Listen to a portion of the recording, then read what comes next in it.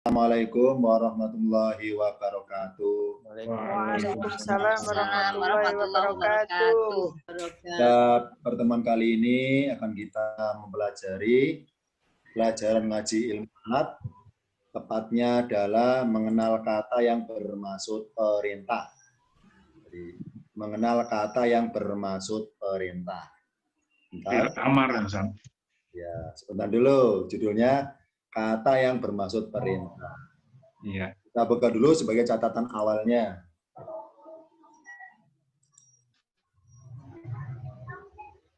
Kata perintah di Al-Quran, itu terdiri ada 3 macam.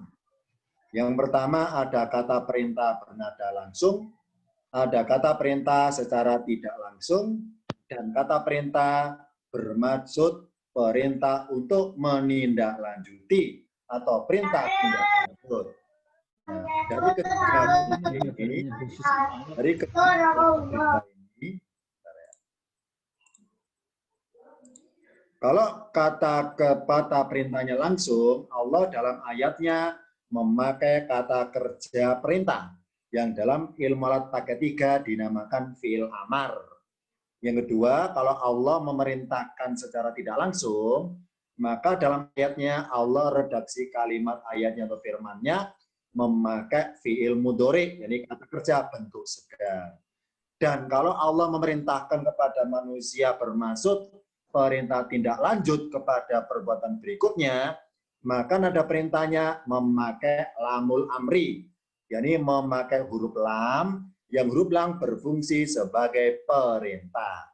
Jadi kata yang bernada perintah ada 3 macam. Perintah secara langsung, perintah secara tidak langsung, dan perintah bermaksud tindak lanjut dari perbuatan sebelumnya. Pertama, kita bahas dulu catatan ayatnya.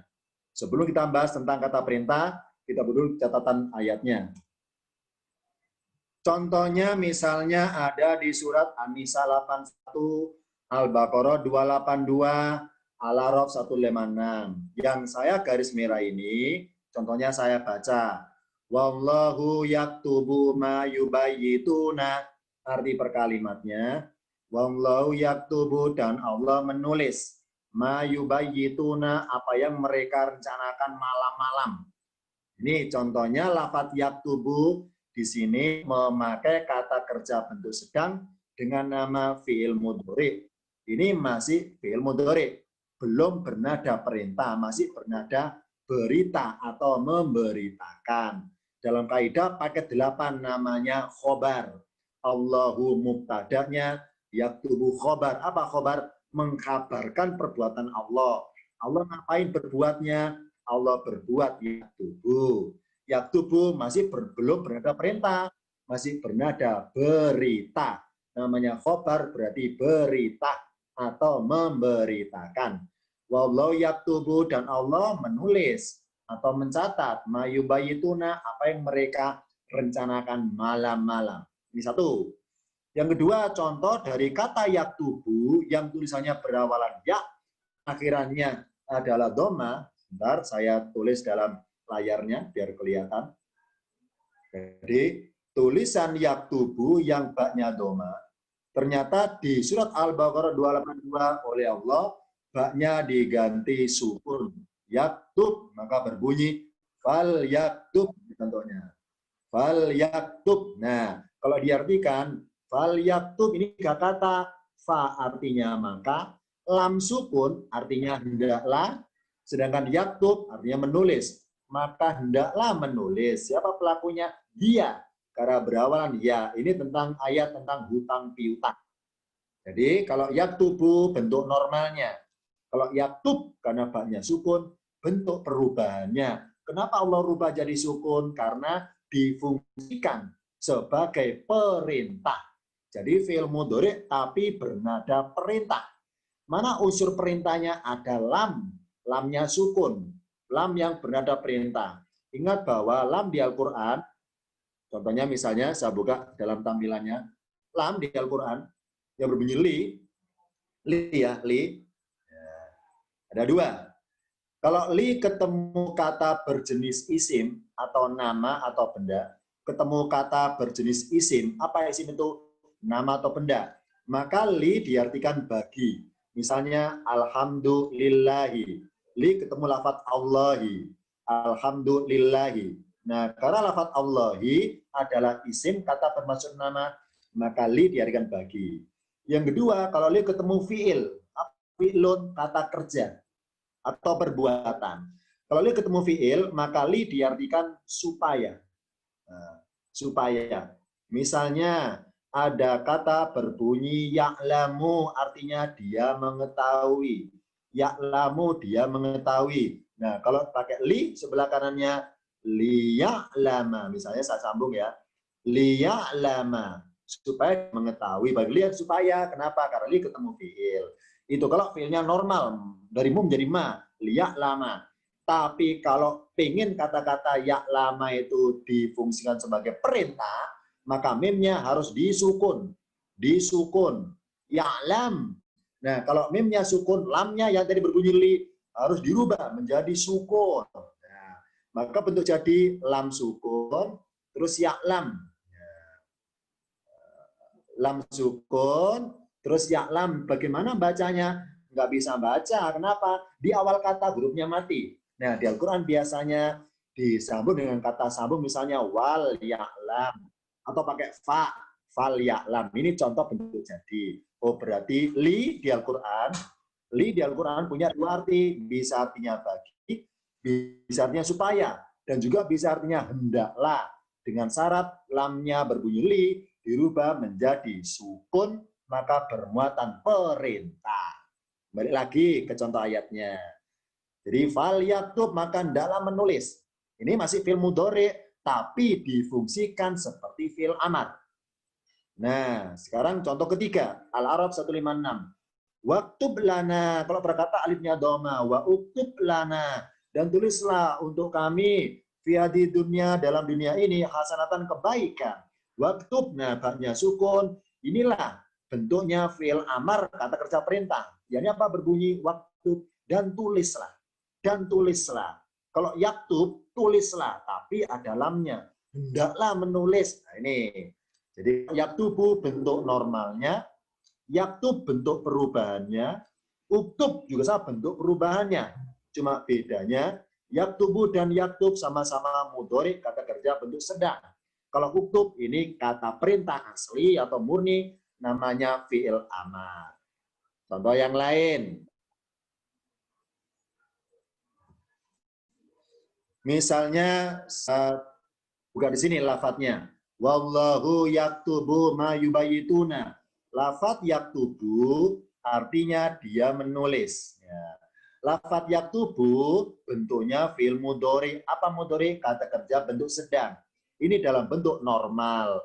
Mana tanda normal? Ingat bahwa fi'il mudhari, kata kerja bentuk sedang, bentuk normalnya akhirannya doma. Akhirannya doma. Karena terakhirnya doma berbunyi bu, yaktubu. Ini bentuk normalnya akhirannya doma, yaktubu. Sekarang yaktub, fal yaktub. Lafadz yaktub artinya hendaklah dia menulis. Fal yaktub, maka hendaklah dia menulis. Jadi kata-kata hendaklah ini bermuatan perintah. Ya, ini lafadz tersebut fi'il mudhari tapi dalam bentuk perintah. Mana tanda perintahnya? Karena huruf terakhirnya berharokat sukun. Ini kalau dalam ilmu alat paket 789 namanya majzumun, sukun. Dan berubahnya harokat dari doma bentuk normal menjadi bentuk sukun akhirnya itu gara-gara, ada gara-garanya, ada sebabnya, didahului huruf lam. Huruf lam yang harokatnya juga sukun. Contoh sini fal, lamnya sukun. Nah, huruf lam yang sukun itu dinamakan huruf lam amar. Lam yang bernada perintah. Amar perintah. Lam itu hurufnya. Lam amar, huruf lam yang bernada perintah. Nah, makanya dengan hendaklah. Artinya hendaklah. Fal yaktub, maka hendaklah dia menulis. Oh, berarti kalau ada terjemahan Indonesia ada kata hendaklah, maka kalimatnya bernada perintah. Contoh lagi tadi lafadz waktub. Perkata wa uktub dan tulislah. Lafadz uktub artinya tulislah. Ini bukan mudhari, tapi fi'il amar yang asli atau murni perintah. Nah, tanda fi'il amar itu normalnya apa? Normalnya adalah akhirannya sukun, baknya mati, uktub. Nah, makanya ada fi'il mudhari juga banyak sukun. Tadi bernada perintah, seperti fi'il amar yang asli. Contoh lain, surat Al-Hujurat ayat 3, surat Ar-Ra'd atau Ar-Ra'du ayat 13, dan surat An-Nur ayat 30. Saya baca. Ini langsung to the point pada kalimatnya, tidak sedangkan seluruh ayatnya karena panjang. Yagudduna aswatahum, berarti berkata yagudduna, mereka menundukkan aswatahum, suara mereka, inda Rasulillahi, ketika mereka berada di sisi Rasul. Jadi jangan berteriak kalau dekat Rasul, gitu intinya. Volume suaranya harus dikecilin, namanya bahasa Arabnya yagudduna aswatahum. Yagudduna itu arti perkataannya adalah mereka menundukkan atau merendahkan atau mengecilkan dalam kurung volume aswatahum. Yakni apa? Volume dari suara mereka ketika mereka berada di sisi Rasul. Ini contohnya. Contoh lagi, yafadunahu min amrillahi. Mereka memeliharanya dari perintah Allah. Ini dua-duanya sama-sama masih normal, mudhari, tadi kerja bentuk sedang. Berikutnya, kul katakanlah lil mu'minina, bagi orang beriman, wahai Muhammad katakanlah lil mu'minina, katakanlah kepada orang beriman, ya gudu. Apa ya gudu itu? Tundukkanlah pandangan minabasorim dari penglihatan kalian. Wa yafadu, dan peliharalah, jagalah furujahum, jadi aurat kalian. Dalikan itulah azkalahum, lebih bersih bagi mereka.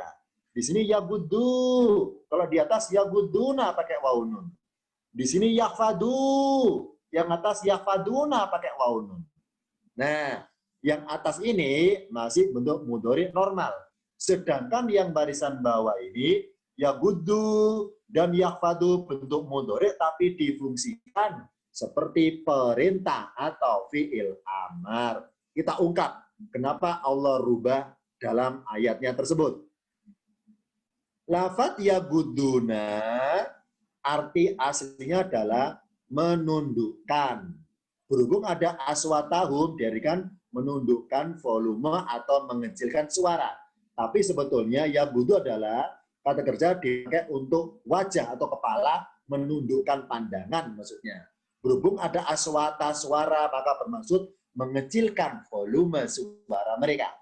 Menundukkan. Nah, yaguduna termasuk fi'il mudhari, bentuk sedang. Dan normal. Apa normalnya? Ada wawunun. Ini kalau dalam kajian ilmu paket 7 namanya subutun nun, tetapnya huruf nun. Kalau tingkatan paket 1, cirinya apa normal? Akhirannya wawunun. Ini bentuk fi'il mudhari yang artinya mereka menundukkan. Dalam kurung misalnya menundukkan pandangan. Contoh lagi yafaduna, sama. Fi'il mudhari juga bentuk normal. Apa normalnya? Akhirannya wawunun. Yafaduna, wawununnya ada. Yafadunahu, mereka memeliharanya, mereka menjaganya. Ini masih kata kerja mudhari atau bernada berita. Ternyata ayat berikutnya Allah rubah jadi nada perintah. Wahai Muhammad, kul katakanlah. Kepada siapa? Lil mu'minina, kepada orang-orang mukmin. Apa? Yaguddu min absarihinna. Hendaklah mereka menundukkan pandangan dari penglihatan mereka. Ternyata lafadz yagudduna yang aslinya pakai wawunun, oleh Allah wawunnya dihapus. Nah, dihapus wawunnya, diganti waw alif. Bermaksud apa? Merubah statusnya. Apa statusnya? Kalau pakai wawunun, yagudduna, maka nadanya kalimat berita. Tapi kalau dirubah jadi wawu alif, nadanya adalah kalimat perintah. Seperti fi'il amar. Kalimat perintah. Maka diartikan, hendaklah mereka menundukkan pandangan mereka. Hendaklah mereka memelihara aurat mereka. Ini contohnya. Jadi, supaya bernada perintah, Allah rubah ciri normalnya menjadi wawu alif. Contoh yagudu artinya hendaklah. Mana tandanya hendaklah itu? yakni fi'il mudhari'nya nggak normal lagi, berubah. Yang tadi normal wawu nun berubah menjadi wawu alif, maka bernada perintah. Ini yang yagudu. Sekarang kita bahas yang yakfadu pada tampilan berikutnya. Wahai Muhammad, kul katakanlah kepada siapa? Kepada orang-orang beriman. Yagudu, dalam mereka menundukkan minabsorihim dari pandangan mereka. Wa yakfadu, dan dalam mereka memelihara furujahum aurat mereka. Yafadu, normalnya yafaduna. Karena dia fi'il mudhari yang normalnya wawu nun, ternyata wawu nun Allah rubah jadi wawu alif supaya bernada perintah. Nah, ini. Oh, berarti lafadz yagudu dan lafadz yafadu kedua-duanya boleh diartikan hendaklah. Karena kata hendaklah itu bernada perintah. Nah, jadi ini kesimpulan pertama. Jadi fi'il mudhari kata kerja bentuk sedang present tense itu bisa difungsikan sebagai fi'il amar atau perintah. Nah, bedanya adalah kalau perintah Allah pakai fi'il amar langsung, maka bermaksud memerintahkan kepada pihak kedua. Contoh di sini ilustrasinya. Allah pihak pertama menyuruh umat, ini umatun Mbak, kalau tulisan Arabnya. Umatun, nyuruh umat Muhammad. Ini pihak kedua. Maka berbunyi, wahai Muhammad, ini lafaznya saya bunda ya, saya rubah ya dari fi'il amar, guddu min absorikum. Tundukkanlah dari penglihatan kalian. Tundukkanlah penglihatan kalian. Kalau redaksi hanya berbunyi ya ladina amanu guddu min absorikum, berarti fi'il amar guddu ini berada langsung apa? Langsung nyuruh umat Muhammad. Langsung nyuruh umat Muhammad. Tidak nyuruh Rasul dulu untuk mengatakan, tapi langsung nyuruh Muhammad. Jadi Rasul melayatnya ibaratnya copy paste dari depan Allah yang Rasul dengar dari Jibril. Guddu min absorikum. Jadi kalau berbunyi guddu pakai fi'il amar langsung, maka redaksi kalimatnya perintah langsung dari Tuhan pihak pertama kepada pihak kedua, yaitu umatnya Nabi. Ini kalau perintahnya pakai kata kerja asli yang bernama fi'il amar. Sedangkan kalau perintah Allah pakai fi'il mudhari ya, tapi bernada amar, nada perintah, itu bermaksud memerintahkan siapa? Memerintahkan pihak ketiga. Ini ilustrasinya. Jadi ketika Allah mau menyuruh umatnya Muhammad, itu tidak langsung, tapi lewat Muhammad. Allah pihak pertama, pihak kedua Nabi, Nabi disuruh ngomongin kepada mereka. Jadi gini, maaf ini bahasa kasar gini. Allah bilang, wahai Muhammad, bilangin pada mereka, wahai Muhammad, kasih tahu mereka, yagudu min sorihim, hendaklah mereka nundukkan pandangan mereka. Jadi Allah nggak nyuruh kita langsung, tapi nyuruh Rasul untuk menyampaikan maunya Allah apa, menyampaikan. Kalau tadi yang pertama Allah langsung, misalnya perintah sholat, aqimus sholata, dirikanlah sholat, berarti Rasul langsung kepada umatnya. Ini contohnya. Kalau di sini perintah untuk nundukkan pandangan, Allah nggak langsung, nggak nyuruh kita langsung, nyuruh Nabi dulu. Wahai Nabi Muhammad, kasih tahu mereka, hendaklah mereka menundukkan pandangan. Jadi kalau pakai fi'il mudhari bernada memerintahkan pihak yang ketiga lewat atau media dari pihak yang kedua, yakni Rasul Muhammad. Ini ilustrasinya, bedanya kata perintah pakai fi'il amar kalau langsung, dan kalau kata perintah fi'il mudhari itu secara tidak langsung. Nah, sekarang kita ungkap di sini. Wahai Muhammad, kul katakanlah lil mu'minina, bagi orang-orang yang mukmin, yaguddun, dalam mereka menundukkan min absarihim dari pandangan mereka. Wa yakfadu, dan mereka hendaklah memelihara furujahunna, aurat mereka. Ini kepada laki-laki. Baliknya ayat 31 An-Nur. Wahai Muhammad, kul katakanlah lil mu'minat, bagi wanita-wanita yang beriman, yagdudna, sama ini fi'il mudhari difungsikan kayak amar. Yagdudna, hendaklah mereka juga si perempuan itu min absarihinna, menundukkan pandangannya, menundukkan dari penglihatannya. Wa yakfadna, dan mereka dalam memelihara furujahunna, aurat mereka. Oh, berarti perintah untuk menundukkan pandangan itu Allah perintahkan kepada kita sebagai umat Rasul, tapi lewat kalimat redaksinya nyuruh Rasul nyampaikan sendiri, tidak Allah langsung. Ini contohnya pakai fi'il yang mudhari, yaghuddu, yakfadu, yakdudna, dan yakfatna. Berikutnya, ternyata di surat An-Nur tadi ayat 30 ya, 30 dan 31, perintahnya pakai fi'il mudhari. Berbunyi gini, qul lil mu'minina yaghuddu, yakfadu, kepada laki-laki beriman. Qul lil mu'minati, wahai Muhammad, qul lil mu'minati, katakanlah kepada wanita-wanita mukminat, yakdudna, yakfatna. Mengapa perintahnya Allah tidak pakai fi'il amar langsung? Misalnya langsung berbunyi, misalnya lo ya, kulmunia gudu, misalnya gudu, tundukkanlah pandangan kalian, ifadu, peliharalah aurat kalian, atau ugdudna, wahai perempuan, ugdudna, tundukkanlah pandangan kalian, wafatna, dan peliharalah aurat kalian. Ini contohnya. Akan kita ungkap kenapa Allah kok nyuruh kita dalam hal konteksnya nundukkan pandangan, kenapa enggak pakai kata kerja perintah langsung? Kok pakai kata kerja mudhari atau present tense tapi difungsikan berupa perintah? Kenapa enggak langsung? Jawabannya pada tampilan berikutnya. Nanti satu kali lagi. Contoh yang lain, surat Ibrahim 31. Qul wa Muhammad, katakanlah li ibadiyah, kepada hamba-hambaku. Hamba yang mana? Alladzina amanu, hambaku yang beriman. Yuqimu sholata, enggak berbunyi akimu sholata. Kalau akimu ini fil amar. Akimu sholata, dirikanlah sholat, ini fil amar. Akimu sholata, dirikanlah sholat. Ini enggak yuqimu sholata, hendaklah mereka dirikan sholat.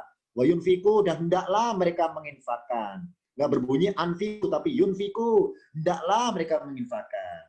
Jadi pakai fi'il mudhari tapi bernada perintah. Yukimu fi'il mudhari tapi bernada amar, bernada perintah. Nah, kenapa kok Allah nggak langsung aja berbunyi akimu sholata atau anfiku mimma? Nah, kenapa nggak pakai fi'il amar langsung? Kita buka catatan berikutnya. Di surat Ibrahim 31 ternyata perintahnya pakai fi'il mudhari bentuk sedang. Yukimu dan yunfiku.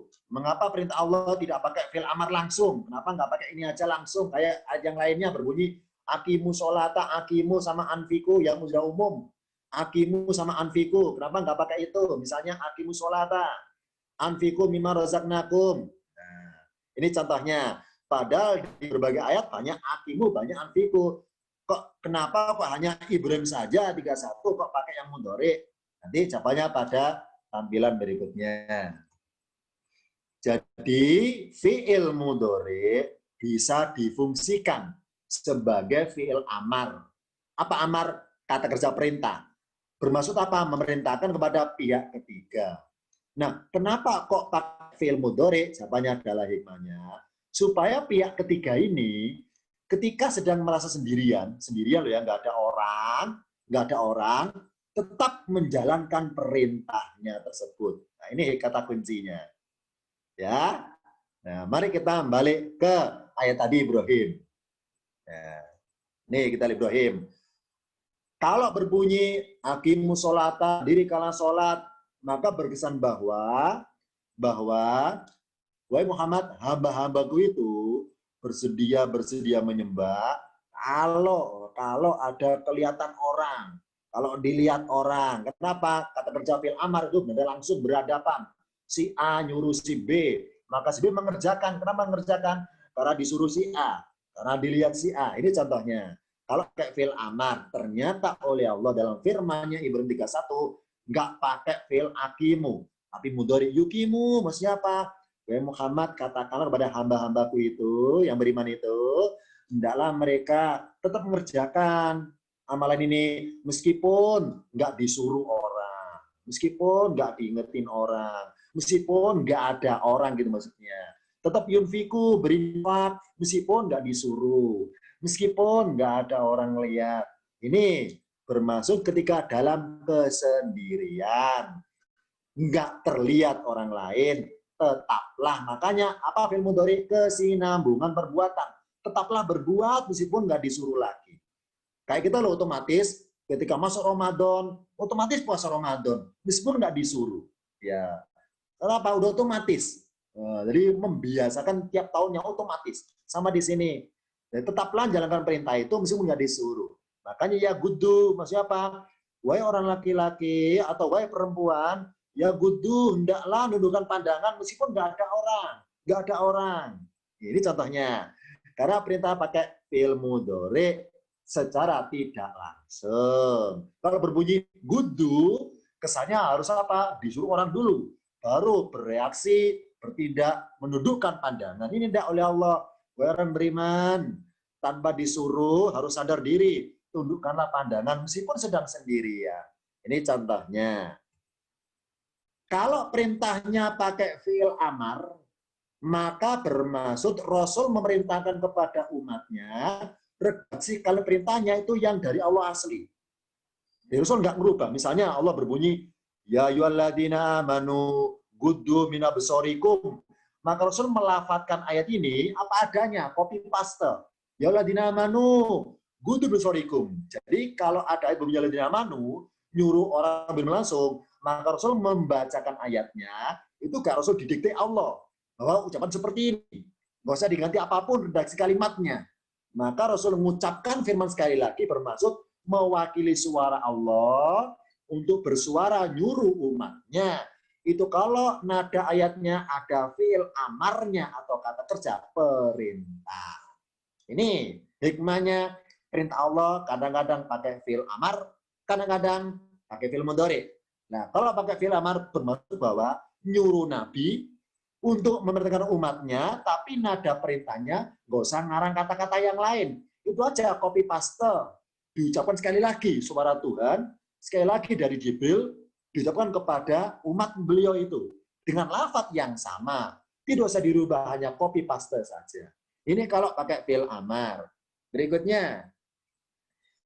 Tapi kalau perintahnya ternyata pakai fi'il mudhari, maka Rasul memerintahkan kepada umatnya, redaksi kalimatnya, perintahnya beliau karang sendiri. Itulah lahirnya namanya hadis. Nah, ini kita tahu sekarang. Hadis itu lahir karena apa ya? Atau gini aja kasarnya. Rasul itu bersabda itu kenapa ya? Jawabannya adalah, adanya bermaksud Rasul memperjelas perintah Allah yang ada mudhari itu. Nah, Rasul mengolah kata-kata sendiri untuk kepada umatnya itu. Nah, ini contohnya. Jadi kalau Allah nyuruhnya pakai fi'il mudhari, ya gudu kan mudhari. Wahai umat Muhammad, ya gudu. Tundukkanlah pandangan kalian. Belum pakai ya gudu maka mereka. Allah nyuruh Rasul, wahai Muhammad, bilangin sama umatmu. Bilang kepada umatmu. Dalam mereka, tundukkan pandangan. Nah, gimana cara bilangnya? Silakan atur sendiri kata-katanya, diolah sendiri bagaimana mestinya. Kau kan pasti tahu bagaimana karakter umatmu. Kapan tema yang tepat untuk ngasih tahu. Allah nyerahkan sepenuh pada Rasul Muhammad. Rasul mengolah kata-kata, lahirlah hadis. Jadi ada kalanya hadis Rasul itu bermaksud apa? Bermaksud Rasul mengolah kata-kata untuk beliau sampaikan kepada umatnya, yang itu berasal dari fi'il mudhari yang Allah ucapkan. Ucapkan yang bernada perintah. Contoh yang nyata misalnya, saya buka surat Al-Ahzab 59. Ayatnya berbunyi, ya yuan nabiyu, wahai nabi, kul katakanlah, liazwajika, katakanlah kepada istri-istrimu, wa banatika, dan katakanlah kepada anak-anak perempuanmu, wa nisa'il mu'minina, dan katakanlah kepada wanita-wanita mukmin, yudnina, ini fi'il mudhari ini, yudnina, hendaklah mereka menjulurkan, mengulurkan alaihinna ke atas mereka, ke tubuh mereka nempel, min jalabihinna, yakni jilbab mereka. Hendaklah mereka mengulurkan jilbab ke seluruh tubuh mereka. Ini contohnya. Ayatnya ketika Allah nyuruh wanita berjilbab, itu tidak langsung, nggak berbunyi seperti ini misalnya, saya buka. Seperti ini misalnya. Allah tidak memerintahkan langsung kepada wanita mukmin dengan berbunyi, ya ayyatuhal mu'minatu, adnina alaikunna min jalabibikunna. Nggak berbunyi nih. Wahai wanita-wanita mukminat, julurkanlah, panjangkanlah, ulurkanlah jilbab kalian ke seluruh tubuh kalian. Ayatnya enggak seperti ini. Dalam konteksnya nyuruh berjilbab, itu Allah kalimatnya pakai yang mudhari, ya, pakai mudhari, tapi bernada amar. Yang kedua, Allah titipkan pesannya kepada Nabi.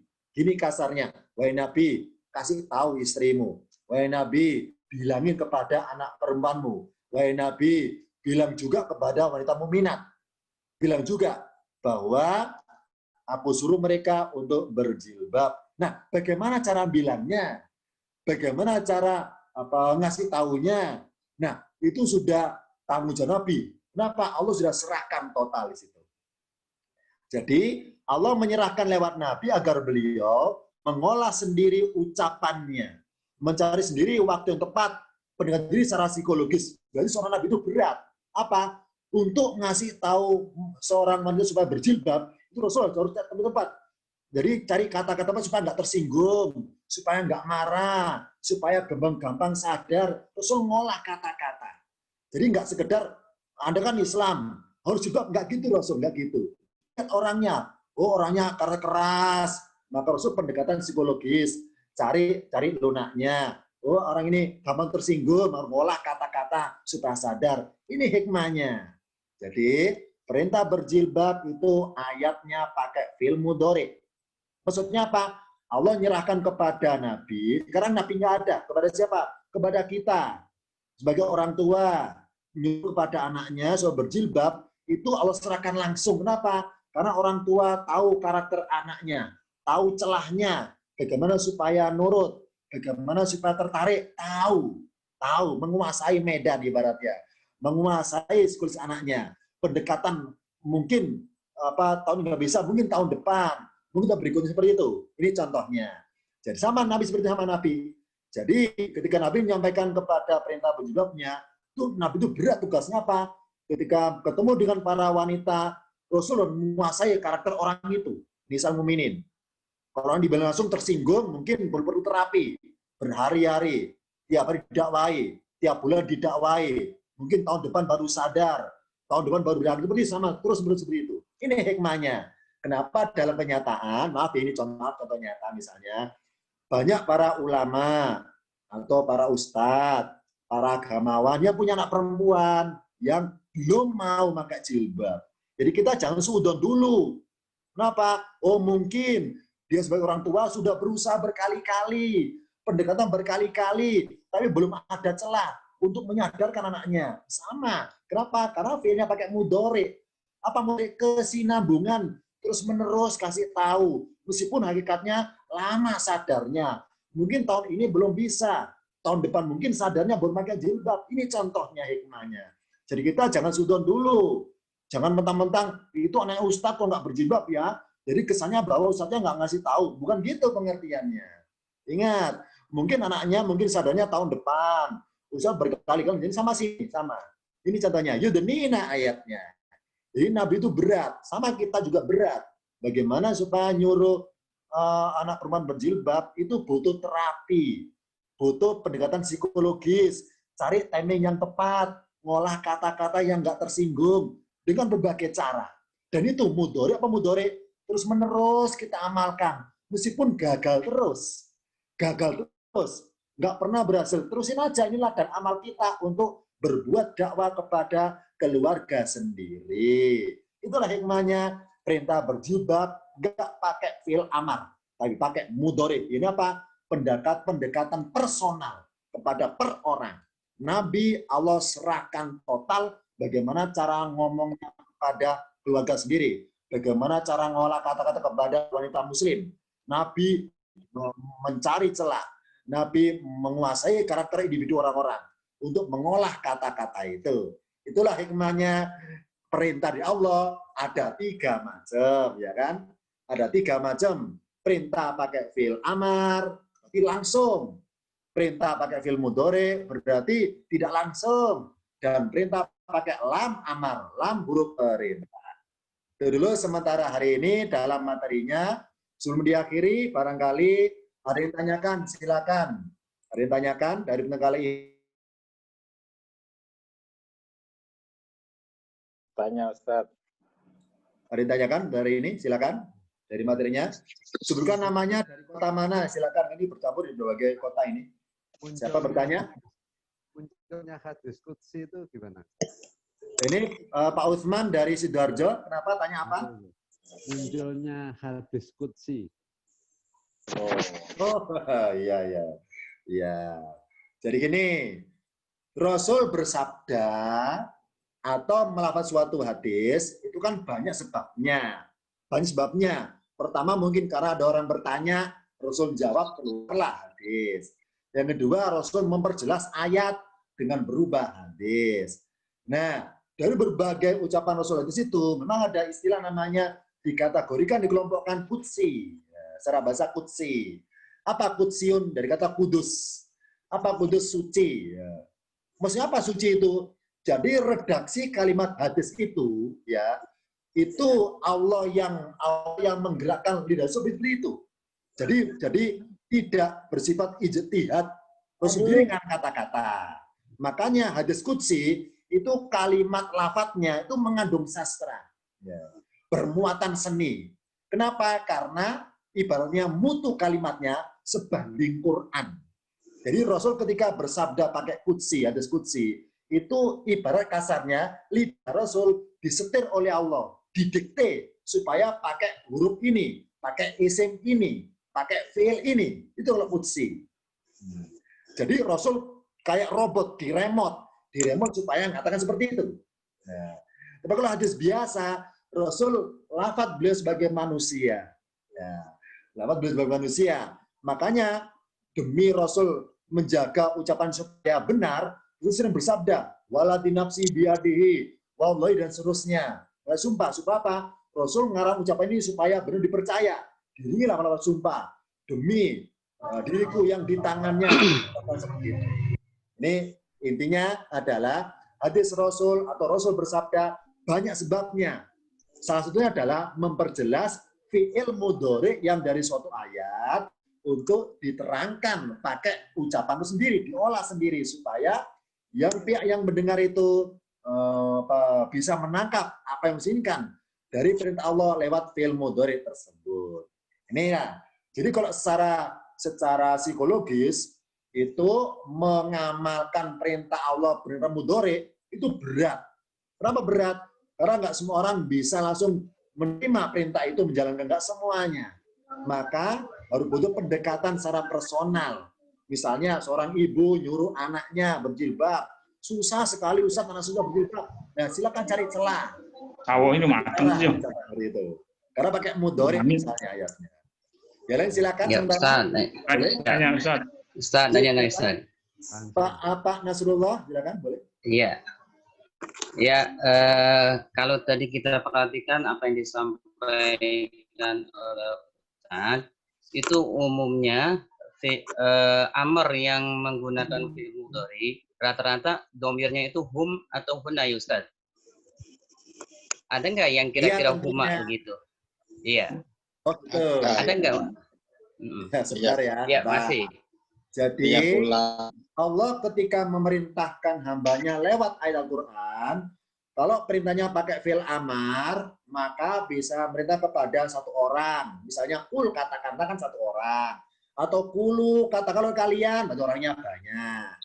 Nah, kalau perintah pakai fi'il mudhari yang dimajzumkan, yang diamarkan misalnya maksudnya, itu perintah kepada banyak orang.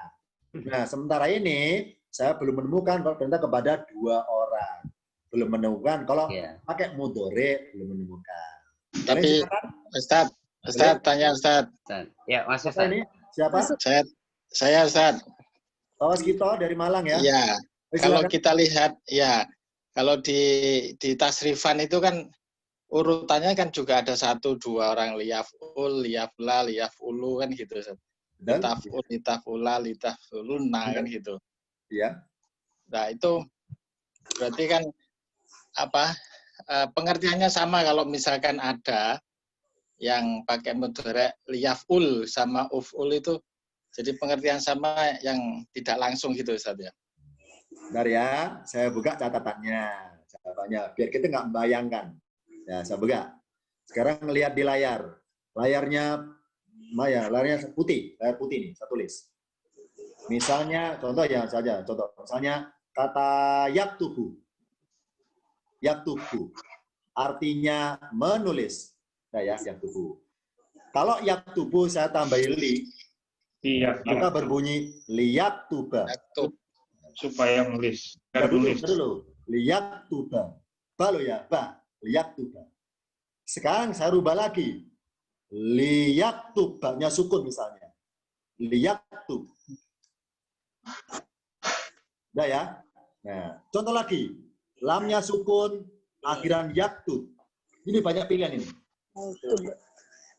Nah, ya? Nah, sekarang kita urut. Ini dulu.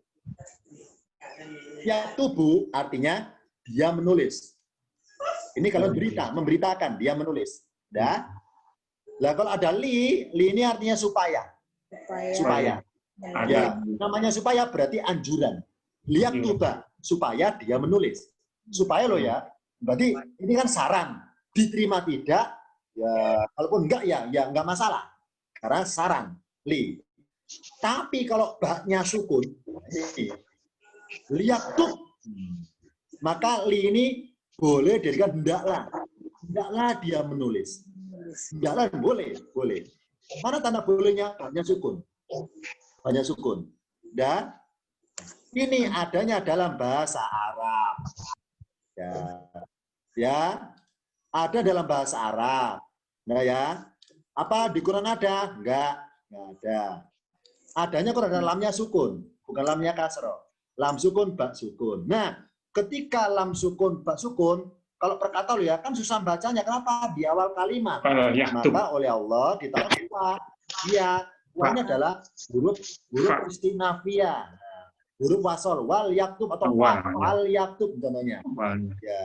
Atau dua pilihan kalau fatawa ini contohnya. Jadi dalam buku tasrifan, gitu ya. Dalam buku tasrifan itu orientasi kepada bahasa Arab. Bahasa Arab. Jadi kepada bahasa Arab. Jadi liyaktub. Ya. Seperti itu. Kenapa? Karena nggak ada wau dan fa-nya di awal. Kalau ada, maka lamnya disukun. Wal yaktub. Wal yaktub. Gitu maksudnya.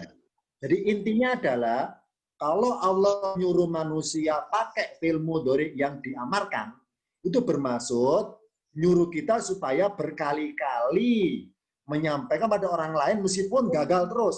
Berkali-kali terus. Kita ada amal meskipun gagal terus. Misalnya nyuruh anak berjilbab, nggak pernah mau. Sampai dia dewasa nggak pernah mau. Terusin saja, terusin. Sampai dia mau. Bahkan jangan berhenti-berhenti Ustaz ya. Ya, sampai kenapa? Karena pakai mudhari apa mudhari kesinambungan perbuatan. Sampai kita meninggal. Sampai kita meninggal. Gitu contohnya. Ya, kalau berbunyi pakai fi'il amar, berarti apa? Pemaksaan. Wahai anakku, adakan Islam. Harus dibak. Kalau nggak mau saya pukul. Tapi fi'il amar. Ya. Kalau pakai fi'il mudhari, jangan kekerasan. Jangan paksaan. Pendekatan personal.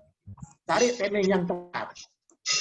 Ngolah kata-kata yang tepat supaya gampang sadar. Itulah hikmahnya. Nah, ini contoh saja. Jadi fi'il mudhari diamarkan gitu maksudnya. Allah menyerahkan sepenuhnya kepada orang tua bagaimana nyuruh anaknya jilbab. Sepenuhnya. Kenapa? Orang tua menguasai karakter anaknya. Kok diomong gini tersinggung, cari kata-kata yang lain. Makanya Allah nggak otoriter sebagai Tuhan, nyuruh memaksa wanita berjilbab. Enggak. Diserahkan sepenuhnya kepada manusia secara manusiawinya hubungan kekeluargaan tersebut. Itu hikmahnya mudhari diamarkan. Difungsikan jadi fi'il amar. Itu dulu sementara hari ini ya. Insya Allah kita jumpa lagi dalam kajian umum di hari Senin malam Selasa. Terima kasih semua di sini dari berbagai daerah, dari Surabaya, dari Malang, dari Jakarta paling banyak di sini, dari Bekasi ada juga di sini. Nanti semuanya ada dari Samarinda juga di sini. Terima kasih. Dari Ciledug. Satu ya. Karena banyak sekali namanya di sini. Ciledug. Ya, mohon maaf. Bogor, Ustaz. Bogor. Ada juga Bogor. Ciledug nih. Ya, Ciledug. sama seperguruan ya, sama-sama dari Gontor. Maaf ya. Dari Pesanggerahan. Maaf ya. Itu bimbingan dari saya. Nanti filenya saya kirim ke grup masing-masing. Akhir kalam, wassalamualaikum warahmatullahi wabarakatuh. Waalaikumsalam. Syukran Ustaz. Wabarakatuh.